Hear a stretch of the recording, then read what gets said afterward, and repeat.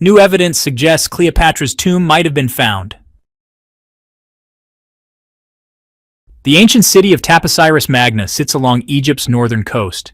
These days it's lost most of its former glory, but what lies beneath might hold the key to one of history's biggest mysteries, Cleopatra's tomb. A recently discovered tunnel there has been called an engineering marvel of its time.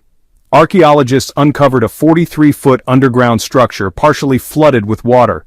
Its shape and construction are similar to the famous Eupalinian tunnel in Greece, which was dug from both ends to meet perfectly in the middle, an impressive feat of math and engineering, especially considering it was built near a mountain.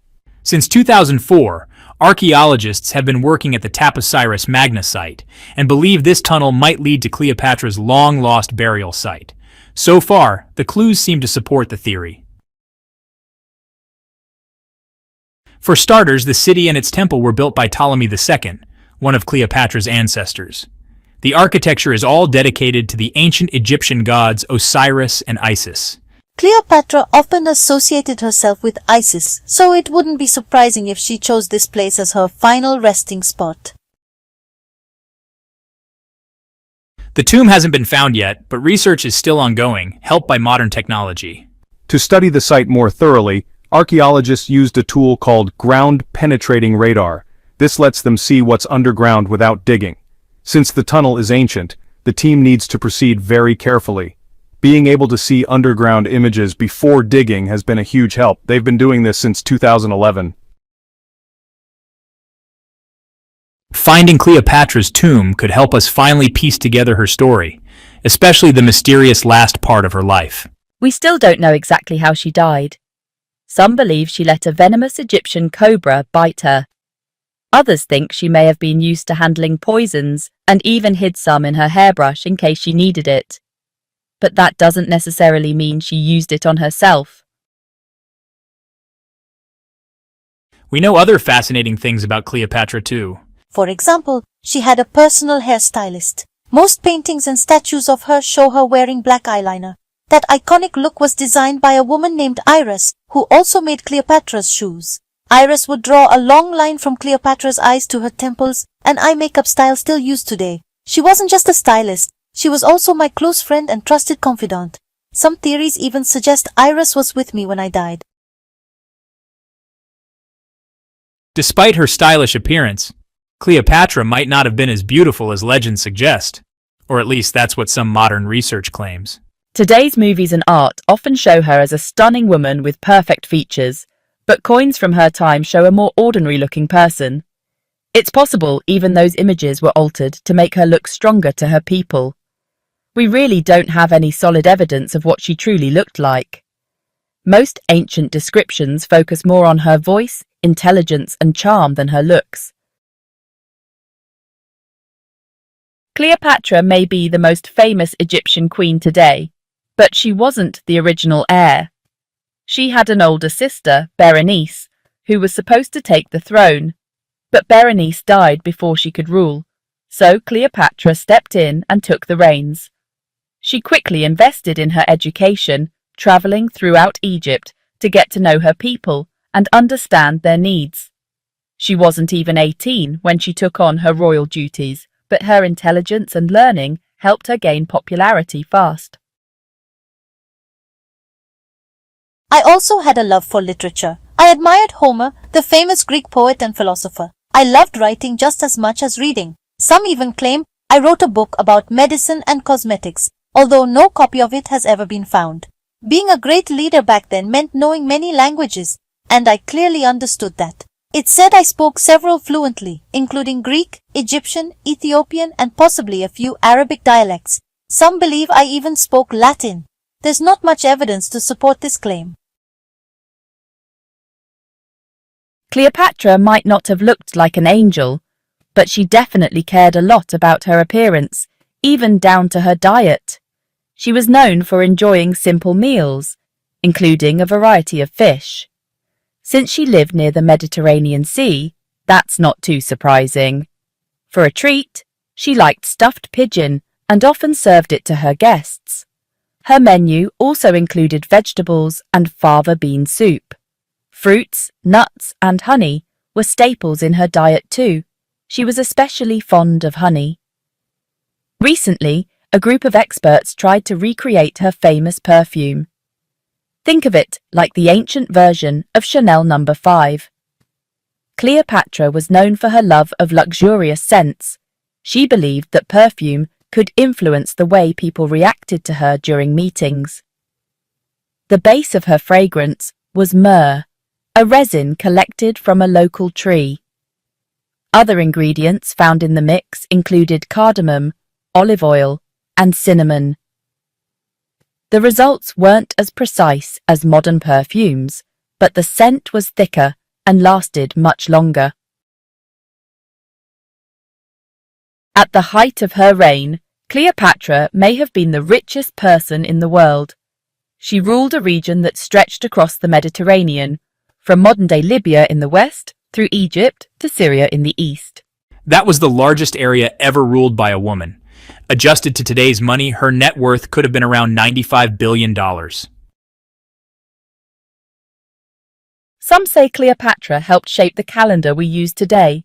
She introduced the idea of leap years and extra days to Julius Caesar, the Roman emperor she was famously close to. Caesar took her advice and made those changes part of the official Roman calendar. The ancient Egyptians already knew a year was a bit longer than 365 days. They figured this out by observing the brightest star in the sky, Sirius, and concluded the year was actually 365 and a quarter days long. It was actress Elizabeth Taylor who brought Cleopatra into pop culture when she played her in the 1963 film Cleopatra. At the time, it was the most expensive movie ever made. It was supposed to cost about $2 million, but ended up costing a whopping $44 million, mostly because of script and production issues. To create this iconic film, producers built 79 sets from scratch and made over 26,000 costumes for the cast. Elizabeth Taylor's Cleopatra outfits alone cost around $200,000. Fortunately for the producers, the film got a lot of media attention and positive reviews, making it a box office hit. A lot of people associate Cleopatra with another famous Egyptian ruler, King Tutankhamun or King Tut. Surprisingly, though, they didn't have much in common aside from both being pharaohs. For starters, King Tut lived around 1300 years before Cleopatra. They weren't even from the same background. Cleopatra had Greek Macedonian roots, while King Tut was ethnically Egyptian. In November 1922, a young boy was walking through the Egyptian desert and stumbled upon some ancient stone steps. That discovery led to one of the greatest archaeological finds in history, the untouched tomb of King Tut. Archaeologists found around 5,000 artifacts, including jewelry, fabrics, painted decorations, and funerary masks. You've probably seen one of them. They've become iconic symbols of ancient Egypt. It's been over 100 years since then, and now humanity might finally be on the verge of another huge discovery, Cleopatra's tomb. She was the last active ruler of the Ptolemaic Kingdom of Egypt, reigning from 51 to 30 BCE. There are many historical records about her rule and extraordinary personality, but no one has yet solved the mystery of her death or where she was buried. That's why archaeologist Dr. Kathleen Martinez has spent decades studying ancient texts and temples around Alexandria. She believes Cleopatra's tomb lies beneath the ancient city of Taposiris Magna, founded in 280 BCE. It was once a large port city on Egypt's northern coast, with tens of thousands of people working in trade and industry. And it seems Dr. Martinez may have been right. She and a team of archaeologists discovered a hidden underground tunnel near Alexandria, stretching nearly 0.8 miles, or about 1.3 kilometers. It was carved into the rock beneath the temple at Taposiris Magna. During further excavations, they found several artifacts that suggest Cleopatra's tomb could be deep inside that tunnel. It's also likely that she was buried there with the Roman general Mark Antony. According to ancient records, Cleopatra and Mark Antony were deeply in love and stood together against the Roman Senate, which had declared them enemies of the state. Antony is a traitor. Natural disasters have hit the area of Taposiris Magna for thousands of years, which has made excavation difficult. Earthquakes and floods damaged the city and may have flooded its underground tunnels. But archaeologists are still hopeful that the ancient tomb remains intact, possibly hiding treasures and records about royal life during Egypt's last dynasty. There's also a risk that flooding could turn the excavation into a muddy mess. It'll take a lot of time and money, but archaeologists are confident it'll be worth it.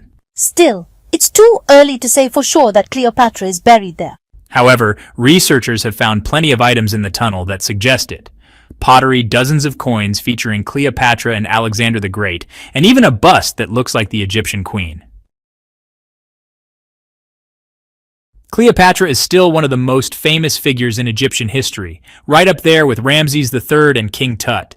She's inspired movies, paintings, and books. But what made her so iconic? Well, she was known for being complex. She was beautiful and smart, and she pulled Egypt out of crisis and turned it into a thriving power. According to Arabic texts from the Middle Ages, she was also skilled in chemistry, math, and philosophy, possibly even the author of several scientific works. She spoke multiple languages and had impressive diplomatic skills. At the same time, countless legends describe her as a seductive woman who drove many men crazy, but there's no real evidence that her beauty was unmatched. Hollywood helped shape her image as a glamorous model by casting famous actresses to play her in various films. Meanwhile, the Roman Emperor Octavian, Julius Caesar's adopted son and Cleopatra's rival, intentionally painted her as a cunning seductress to turn the public against her. Even though Cleopatra was born in Egypt, she wasn't ethnically Egyptian. Her ancestors were Greek, including one of Alexander the Great's generals. Still, the Egyptian people loved her. She learned their language and respected their traditions deeply. She understood their history, mindset, and customs. She boosted Egypt's economy and raised its global status. Much of this was thanks to her cleverness and charisma. She loved theatrical events and lavish celebrations. She knew how to surprise people and put on a show. But behind the luxurious image was a smart and calculating leader. Ancient Egypt was already a wealthy, grand civilization, and Cleopatra did everything she could to grow that wealth and raise her international standing. For example, she had a power struggle with her brother Ptolemy XIII. Knowing she couldn't defeat him directly, she decided to win over Julius Caesar. When Caesar arrived in Alexandria, I wanted to meet him, but my brother was trying to block me. So instead of making a grand entrance, I went undercover. I wrapped myself in a rug, or possibly a linen sack, and had Caesar's servants carry it into his private chambers. When the rug was unrolled, I appeared, stunning Caesar with my beauty and boldness. That moment sparked a romance and a powerful alliance. Later on, she caught the attention of another influential Roman, Mark Antony, also for political reasons. She sailed to meet him on a golden boat with purple sails and silver decorations. She dressed as Aphrodite and sat under an elaborate canopy. Her servants were dressed as cupids, fanning her and burning incense. But I didn't go all out just for show. I had a plan. I knew Antony admired Greek mythology and saw himself as a version of Dionysus. My performance worked. He was so impressed that he eventually married me. I defended my crown, strengthened Egypt's alliance with Rome, and had 3 children with Antony. We threw huge parties and lived in luxury. But back in Rome, their relationship was scandalous. Octavian, Antony's main rival, used the situation to turn public opinion against them. Through propaganda, he portrayed Cleopatra as a manipulative temptress and accused Antony of being under her spell. The Roman Senate sided with Octavian and declared Cleopatra an enemy of the state. By 33 BCE, the conflict reached its peak when Antony's fleet clashed with Octavian's navy. Octavian won the battle, forcing Antony and me to flee to Egypt. According to some accounts, we took refuge near Alexandria. The Romans chased us down, and we eventually died in one of my palaces. Some legends say Cleopatra was an expert in poisons. One story claims she provoked a venomous snake, possibly an Egyptian cobra, to bite her. Cleopatra was bitten by a cobra. According to another legend, she pricked herself with a poisoned needle. There's even a theory that she always carried a vial of poison hidden inside her hairbrush. When she was trapped, she dipped a needle into the poison and pricked herself. But nobody knows for sure. Scientists are still trying to figure out what really happened. Maybe when Cleopatra's tomb is finally discovered, the world will get more answers about her tragic end. She was the last ruler of ancient Egypt. After her death, Octavian looted her palaces and temples and returned to Rome, where he became the first Roman emperor. He ruled successfully and expanded the empire's borders. His reign ended when he was 75. Who knows? History might have looked completely different if Cleopatra and Mark Antony had won that naval battle. By the way, did you know that more time passed between Cleopatra's reign and Neil Armstrong landing on the moon than between Cleopatra's time and the construction of the Great Pyramid of Giza? Armstrong walked on the moon in 1969, which was 2,038 years after Cleopatra was born. The Great Pyramid was built in 2560 BCE. Just imagine how long Egypt's history really is. In terms of time, Cleopatra is actually closer to us than she is to the pyramids. The Great Pyramid was built as the final resting place for the ancient Egyptian king Khufu. According to legend, when Napoleon Bonaparte entered the Great Pyramid, he came out looking pale and shaken. He never revealed what he saw inside, but people say the experience changed him for life. To get inside the pyramid, Napoleon would have passed through a very narrow sloping tunnel, then into another corridor called the Grand Gallery. This one was much longer and paved with stone. It led to the King's Chamber, which is the heart of the Great Pyramid and is lined with huge granite blocks, but it probably didn't look as fancy as we imagine. There are no hieroglyphics on the walls. Egyptians didn't start decorating burial chambers in pyramids until later. The pharaohs' tombs used to be filled with treasure, everything from gold to the world's most valuable jewelry. But all of that was looted long ago. The only thing likely to remain was a massive sarcophagus, which once held the king's mummy. You'd also pass the queen's chamber.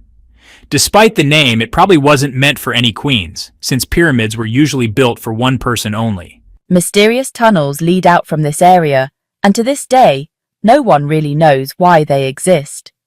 That's not the only creepy or mysterious thing Napoleon might have encountered. Many ancient pyramids have warnings carved on their outer walls, curses that promised terrifying things would happen to anyone who disturbed the tombs.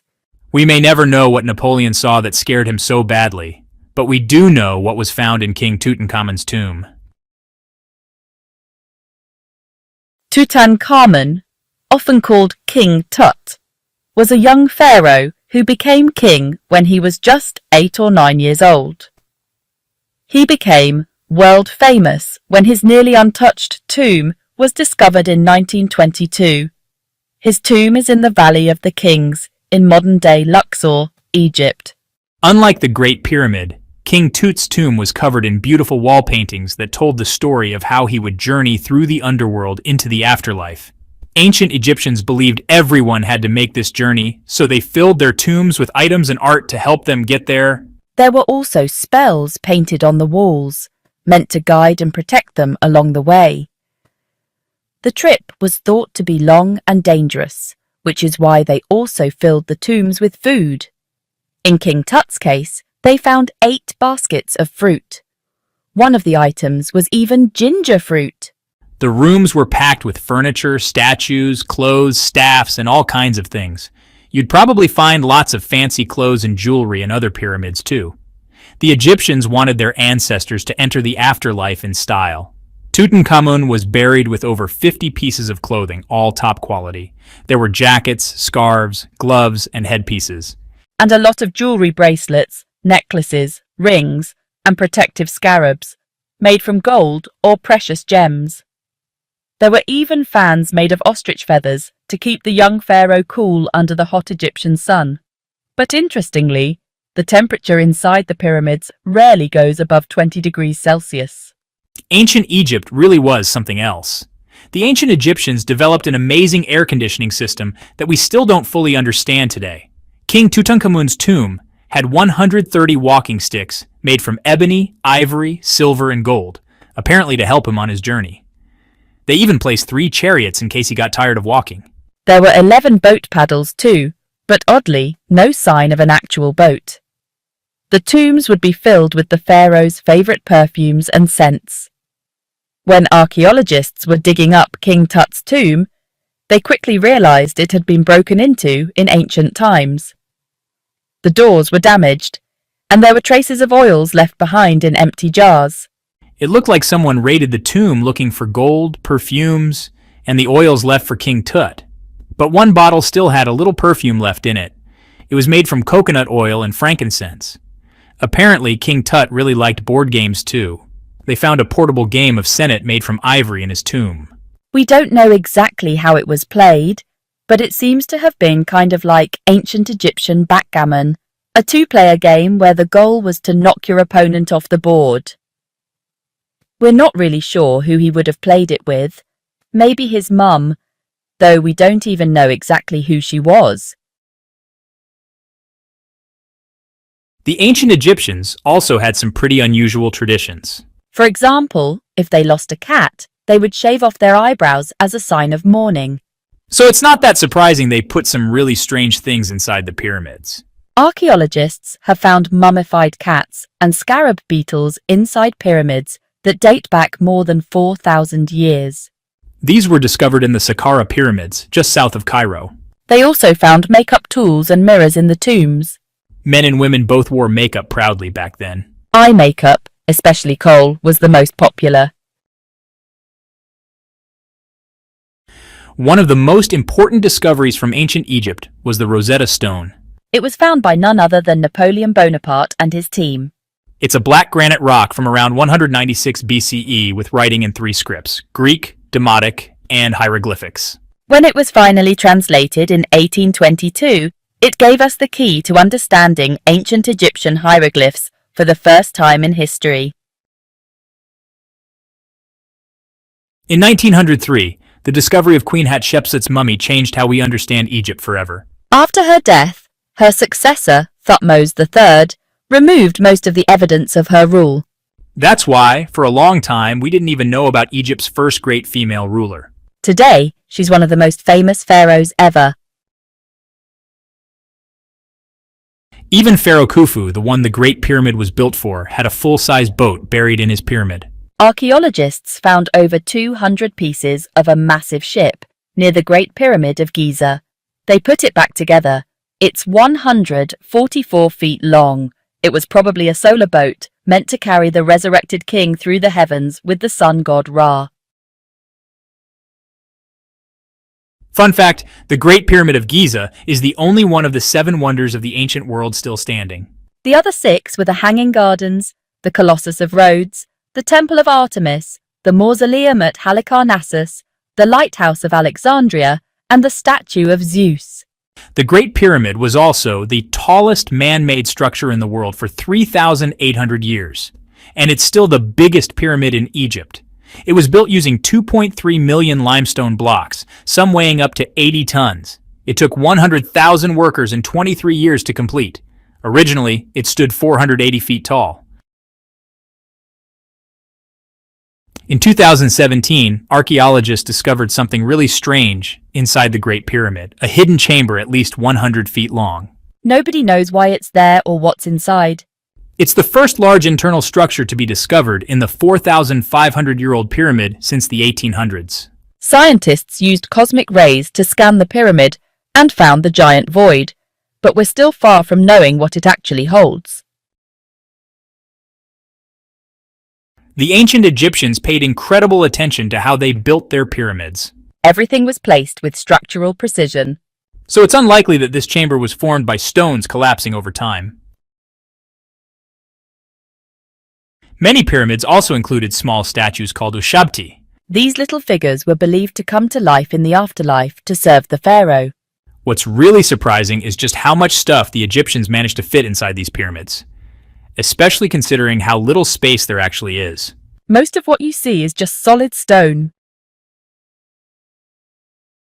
Subscribe to uncover more forgotten history with us. Like, comment, and support our journey to reveal the truth behind ancient mysteries. See you on the